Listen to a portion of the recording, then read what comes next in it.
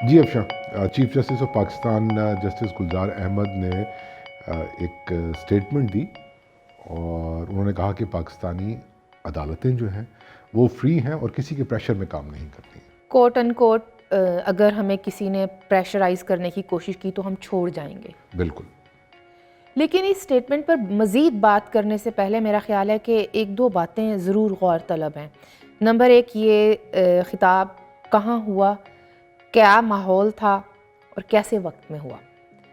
مطلب آسمان جہانگیر کانفرنس 2021 وہاں پر ماحول کافی گرما گرم تھا، اگرچہ ہمارے میڈیا نے اس کو اس طرح سے دکھایا یا رپورٹ نہیں کیا۔ علی احمد کرد صاحب نے تقریر کی تھی جس کے جواب میں اپنے سے بات نہیں کر رہی، جسٹس گلزار احمد نے اپنے خطاب کا آغاز ہی اس جملے سے کیا کہ جیسا کہ کرد صاحب نے جو بھی اپنی تقریر میں کہا ہے میں اسے اگری نہیں کرتا۔ اور کیسے وقت میں یہ سٹیٹمنٹ آئی ہے جب ابھی اسی ہفتے میں سابق چیف جسٹس گلگت بلتستان رانا شمیم کا بیان حلفی سامنے آیا ہے، اور وہ بھی فیلو جج ہی ہوتے ہیں۔ اینڈ دین یہ پریس کانفرنس کا کل آخری دن تھا اور شام میں سابق chief justice of Pakistan Saqib Nisar صاحب کی ایک آڈیو لیک سامنے آ گئی ہے، وہ بھی فیلو جج ہی ہوتے ہیں۔ مطلب میں کچھ سمجھ نہیں پا رہی ہوں اس صورتحال کو۔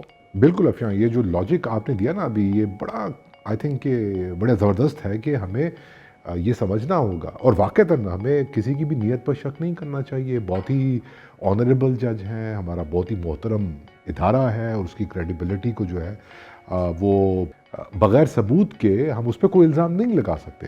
لیکن آپ یہ کہہ رہی ہیں کہ وہ بھی ججز ہیں جو یہ کہہ رہے ہیں، بیان حلفی دے کے کہہ رہے ہیں کہ انہیں پریشرائز کیا گیا، اور صرف یہیں تک بات آئی تھنک ختم نہیں ہوتی۔ اگر تھوڑا سا ہسٹری کی طرف جائیں تو اس کی اور بھی بہت ساری اگزامپلس مل جاتی ہیں۔ ابھی ریسنٹ پاسٹ میں میرا خیال ہے کہ جسٹس شوکت صدیقی صاحب کا بیان بھی ہم دیکھ چکے ہیں۔ انہوں نے بھی ایک ایفیڈیوٹ جمع کروایا تھا اور یہ بھی ریکویسٹ کی تھی کہ ان کی ریٹائرمنٹ سے پہلے یہ فیصلہ کر دیا جائے، وہ پینشن کا معاملہ ہوتا ہے، لیکن نہیں ہوا۔ اور اگر ہمیں یاد ہو تو جسٹس ارشد ملک صاحب کی بھی ایک ویڈیو منظر عام پر آئی تھی، تو مجھے کچھ سمجھنے میں دشواری پیش آ رہی ہے۔ لیکن میں ایک عام پاکستانی شہری کی حیثیت سے میں تو یہ ریکویسٹ کر سکتی ہوں، میں درخواست کروں گی chief justice of Pakistan justice Gulzar Ahmed سے کہ وہ فوری طور پر ایک JIT بنوائیں، تشکیل دیں، اور روزانہ کی بنیاد پر وہاں پر سماعت ہو، اور ہماری معزز عدلیہ کے باہر ہمارے میڈیا کی DSNGs بھی کھڑی ہوں، اور ہمیں لمحہ بلمحہ رپورٹنگ ہوتی رہے کہ وہاں پر کیا چل رہا ہے، پتہ چلے۔ یہ آپ JIT retired chief justice Saqib Nisar صاحب کے آڈیو لیک کے حوالے سے بنانے کی درخواست کر رہی ہیں؟ نہیں، ویسے اگرچہ انہوں نے تردید کی ہے، لیکن میں چاہوں گی، میرا مشورہ ہے انہیں، ظاہر ہے وہ اس ملک کے چیف جسٹس رہے ہیں، کہ ان کی کریڈیبلٹی پہ بہت بڑا یہ دھبا نکلتا ہے، وہ امریکہ میں اس کو چیلنج بھی کر سکتے ہیں۔ بالکل کر سکتے ہیں۔ بلکہ میں سن رہی تھی آڈیو لیک، تو اس میں دیکھیں پتہ چلتا ہے کہ ثاقب نثار صاحب کتنے مجبور تھے، وہ نہیں چاہتے تھے کہ مریم نواز کے حوالے سے فیصلہ آئے، لیکن وہ مجبور تھے۔ ابھی ہم کچھ کہہ تو نہیں سکتے اس حوالے سے، کیونکہ یہ مبینہ آڈیو ہے، اور جب تک اس کا JIT کا جیسے آپ نے تجویز تھی آگے بڑھیں اگر تھوڑا سا۔ اس کے علاوہ بھی پاکستان کی جو عدلیہ ہے، نظام عدل جو ہے، اس کی کریڈیبلٹی کے آگے جو کوسچن مارکس ہیں، ان کو اس موڈ سے، اس طرح کی سٹیٹمنٹ سے ریکٹیفائی کیا جا سکتا ہے۔ آئی تھنک یہ بہت اچھا سٹیپ ہوگا اگر وہ انیشیٹ کرتے ہیں اس بات کو۔ اس کے اوپر سو موٹو لے لیں۔ انہوں نے ایک بڑی زبردست بات کی اپنی تقریر کے اندر کہ عدالتی فیصلے ایوالو کرتے ہیں۔ لیکن یہاں پر کاشف صاحب، مجھے ریٹائرڈ جسٹس نسیم حسن شاہ صاحب کا ایک آن دا ریکارڈ ایک بیان یاد آ رہا ہے۔ آپ نے پھر ایک اور ایگزامپل دے دی کہ فیلو ججز آپ کہہ رہی ہیں انہی کی طرف سے انہوں نے خود تسلیم کیا کہ ہم پر پریشر تھا ذوالفقار علی بھٹو صاحب کے جوڈیشل مرڈر کے حوالے سے۔ یہ اعتراف وہ کہاں پلیس کرتے ہیں؟ جیسا کہ جسٹس گلزار احمد صاحب نے فرمایا کہ فیصلے اچھے برے جو ہوتے ہیں وہ لوگ اپنے حوالے سے ہی اس کو مارک کر رہے ہوتے ہیں، ایسا ان کے کہنے کا مطلب یہ تھا۔ تو مجھے یہ سمجھنا ہے کہ ذوالفقار علی بھٹو جو اس ملک کا پرائم منسٹر تھا، ان کے جوڈیشل مرڈر کو کیا اچھا اور برا فیصلہ اس بائنری میں انہیں رکھا جا سکتا ہے؟ یہ بڑا ہی مشکل سوال آپ نے پوچھ لیا افشان، بہت ہی مشکل سوال کہ عام زندگی میں اخلاقیات کے اوپر مے بی ٹیکس ہو سکتے ہیں، پولیٹیکل سٹینڈس ہو سکتا ہے، لیکن جب فیصلے کی بات آتی ہے جس سے امپیکٹ ایک فریق کی زندگی، اس کی موت، اس کی کریڈیبلٹی، اس کی پرسنالٹی امپیکٹ ہو رہی ہوتی عدالتی فیصلے سے، نہ صرف فریق کاشف صاحب، بلکہ میں یہ کہوں گی کہ ایک سیاست دان جس کی جڑیں عوام میں ہوتی ہیں، اس کی زندگی اور موت، اس کا فیصلہ ہو رہا تھا، اور کافی عجیب صورتحال مجھے۔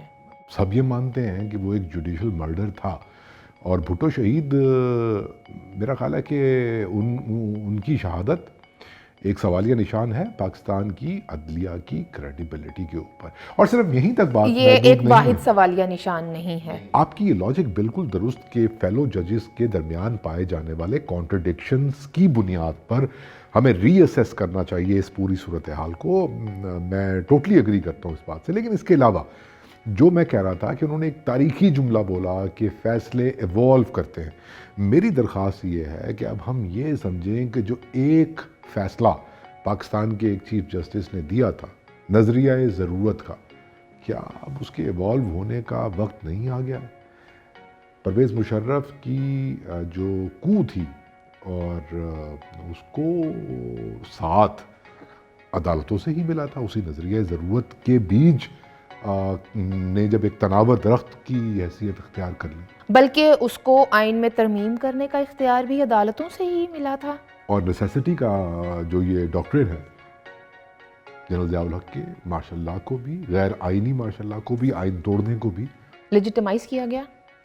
اگر میں اسے تھوڑا سا پیچھے جاؤں تو فیلڈ مارشل ایوب خان کو بھی ایسے ہی تائید ملی ہماری معزز عدلیہ سے، اور مزید اگر تھوڑا پاسٹ میں دیکھا جائے تو سکندر مرزا یاد آتے ہیں۔ ناظم الدین صاحب کے ساتھ کیا ہوا؟ بالکل 2/3 میجورٹی تھی ان کے پاس، اور ان کو یہ جواب دیا گیا کہ مطلب یہ قانونی ہے 1935 کے ایکٹ کی کوئی تعویل سامنے رکھتے ہوئے، اور وہ لوگ عدالتوں میں گئے تھے، یہ تمام لوگ عدالتوں میں گئے تھے۔ فیلو ججز کی جو بات ہو رہی تھی تو میرا خیال ہے کہ جسٹس قاضی فائز عیسیٰ صاحب کے حوالے سے جو معاملات چل رہے ہیں، چلتے رہے ہیں، وہ نہیں بھولے جا سکتے۔ سابق chief justice of Pakistan Iftikhar Chaudhry صاحب کو نہیں بھولا جا سکتا۔ تو جی، retired chief justice Iftikhar Chaudhry ان لوگوں میں سے تھے جنہیں سڑکوں پر گھسیٹا گیا تھا، اور اس وقت بھی اور نظر بند بھی کیا گیا، اور اس وقت بھی ان کے ساتھ اظہار یکجہتی کرنے کے لیے سیاستدان آگے آئے تھے، بی بی شہید آئی تھی، میاں صاحب میدان میں تھے۔ بالکل۔ تو کہنے کا مطلب یہ ہے کہ بات بہت سمپل ہے کہ اگر علی احمد کرد جیسا قانون سے جڑا ہوا، عدالتوں سے جڑا ہوا کوئی قانون دان اگر یہ سوال اٹھاتا ہے تو اس کے پیچھے تاریخ ہے، عدلیہ کی کریڈیبلٹی کے سامنے جو کویسچن مارک لگا ہوا ہے، یہ تمام باتیں اس پہ چیف جسٹس آف پاکستان کی سٹیٹمنٹ کے بعد زیادہ کھل کے بات ہونی چاہیے اور زیادہ اوپن مائنڈڈ ہو کے بات ہونی چاہیے، کیونکہ یہ عدالتیں اس ملک میں نہ صرف آئین کے حوالے سے اس کی حفاظت کے حوالے سے اہم ہیں، بلکہ انسانی حقوق کے حوالے سے بھی ان کی جانب عوام دیکھتے ہیں۔ رول آف لاء کی ہم بات کر رہے ہیں تو اس میں عدالتیں بہت مثبت کردار ادا کر سکتی ہیں انسانی حقوق کے تحفظ کے حوالے سے۔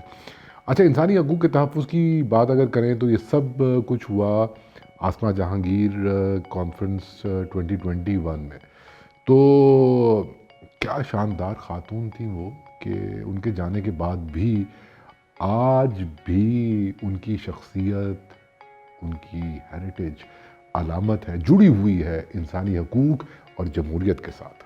بالکل آسما جہانگیر نہیں رہی، لیکن بات ہو رہی ہے، ان کی لیگیسی ہے، لیکن کاشف صاحب اتنے اہم موقع پر خان صاحب بغیر تقریر کے کیسے رہ گئے؟